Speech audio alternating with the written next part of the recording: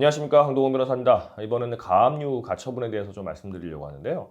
일단 가압류 가처분이 뭔지 아셔야 되죠. 근데 제가 뭐 항상 또 용어를 설명할 때 단어의 뜻 가지고 일단 먼저 말씀을 드리는데, 가가 뭐냐면 임시입니다. 임시. 뭐 가 뭐다 뭐 이렇게 있죠 이제. 가가 임시죠. 압류는 잡아두는 거예요 이제.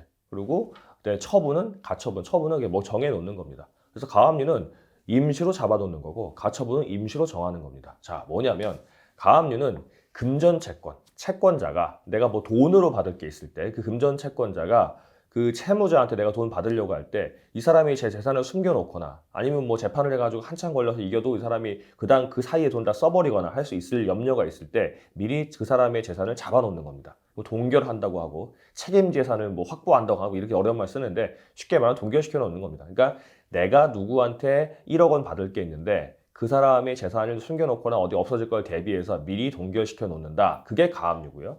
가처분은 내가 이제 채권자, 금전 채권은 아니에요. 내가 뭔가 이제 금전 채권 말고도 요구할 수 있는 비금전 채권이 있을 수 있습니다. 뭐냐면 내가 뭐 우리들이 약속을 했어요. 누가 뭐 제 친구와 A와 야, 내일 1시까지, 오후 1시까지 우리 회사로 와. 이렇게 약속해가지고 오케이 해가지고 사인도 쓰고 다 했어요 이제. 그럼 이제 약속이 된 겁니다. 그러면 내가 12시쯤 돼가지고 오고 있냐? 이렇게 물어보겠죠 이제. 그거는 뭐 이게 굳이 따지자면 제가 채권자고 채무자한테 요구하는 겁니다. 자, 내가 너한테 오후 1시까지 우리 회사에 올 수 있는 하는 행동을 요구할 수 있는 채권을 가졌으니까 너는 그 채권, 그 채무를 가지고 행동을 해야 하는 채무를 가진 너에게 요구를 하는 거죠 이제. 내 친구에게 오늘 제가 소송을 하는 거죠 이제 법원에다가. 내일 1시까지 우리 회사로 오도록 하는 결정물, 이렇게 와라라는 결정물을 내려주세요. 가처분을 해주세요. 라고 할 수 있겠습니다. 이게 이제 제가 막 만들어서 하는 건데, 가처분이 원래 그래요. 비금전 채권자가, 금전이 아닌 채권자가 채무자가 지키지 않을 것 같으니까, 아니면 지키지 않을 수도 있을 것 같아서 미리 정해놓는 게 가처분이기 때문에 정하기 나름입니다.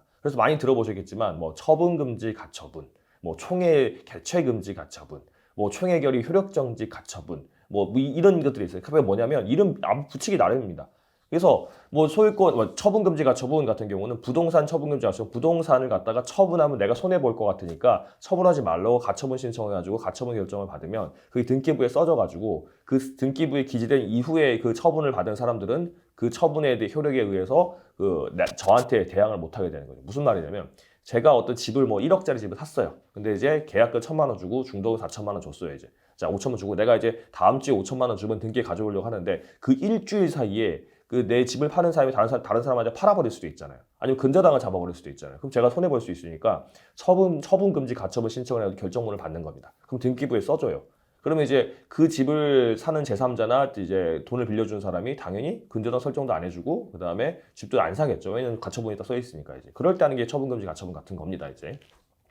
이게 가압류 가처분인데, 가압류 가처분은 제일 중요한 게 신속하게 하는 겁니다. 신속하고 은밀하게 하는 겁니다. 가압류 가처분 좀 다른데, 가압류 같은 경우는요, 채무자에게 알려주지도 않고 가압류 채권자, 주장하는 채권자가 가압류 신청서를 법원에 내면 법원이 판단을 해서 이제 채권자의 주장만으로 판단해서 된다. 그러면 가압류 결정 내려주게 되는 겁니다. 그 다음에 상대방한테 이제 결정문이 가게 되는 거고, 가처분은 보통 이제 신문기를 한번 거치게 되죠. 신문기를 몇 번 거치게 됩니다. 근데 이게 재판이 이제 금방 끝나고 여러 번 빨리빨리 해야 되는 거잖아요. 왜냐하면 그 재산을 갖다가 다른 데 숨겨버리면 안 되는 거니까 빨리빨리 되는 경우가 있으니까 변호사 도움 받아서 하시면 될 것 같고, 이 가압류 가처분할 때 이제 인터넷 같은 데 뭐 많이 나와 있어요. 뭐 어떻게 해라, 양식은 있다 막 그러는데, 이것도 이제 법률 전문가 도움을 받지 않으면 잘못되는 경우가 많습니다. 그래서 뭐 가압류할 때 은행들에 대해서 과잉 가압류가 돼가지고 그냥 가압류가 기각이 된다든가, 또 가끔씩 법무사 도움 받아가지고 그냥 써가지고 내는 경우들도 있는데, 그럴 경우 재판을 못하기 때문에 이제 더 본인이 진행을 해야 되는 거죠. 그래서 조금 비용을 들이시더라도 전문 변호사 도움 받으셔서 진행하시면 아마 좋은 결과가 있을 겁니다.